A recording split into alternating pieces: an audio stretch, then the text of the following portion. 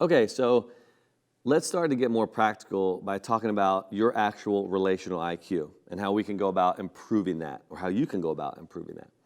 I'm not sure if you've ever taken a relational assessment before, perhaps not. Maybe you've never even heard of one, but you probably have taken an intelligence assessment or IQ test, maybe when you were younger. Where most experts in the field of cognitive intelligence would tell us that a minimal amount of change happens really to a person's IQ over time, right after their teenage years, say.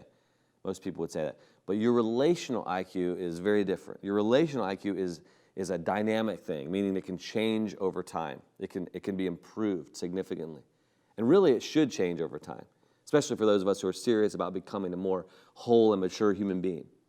Knowing your relational IQ can be one gauge to help reveal how well you're learning and applying your skills and knowledge in relationships. If you'd like to know your relational IQ, you can take a relational intelligence assessment that the link is provided here that I've created. And this particular assessment can serve multiple purposes, one of them being a simple reflection for you and possibly a reality check that helps you identify what specific areas you need to grow in. All of us have certain strengths, relationally speaking, and certain weaknesses. And there are many aspects of developing relational intelligence that come more natural to some than to others. So you might have certain things that come more naturally or less naturally than other people. That's all okay, and something to keep in mind as we move forward together.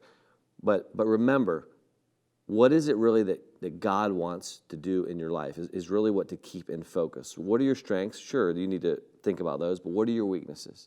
And this assessment can help you in paying attention to what you need to grow in. For every one of us, no matter what our background, no matter what our personality type, or what you've experienced in life, we all have the capacity to connect with others with skill and warmth, with tenderness and authenticity, with genuine empathy and care for others, and all such things like that.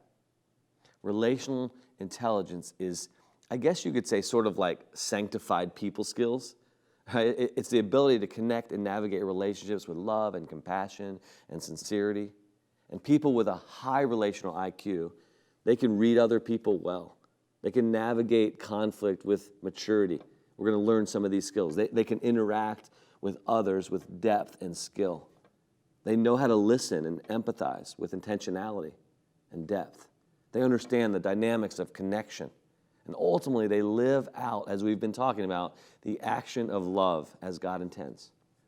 Again, for some, these things come naturally, right? More naturally than others.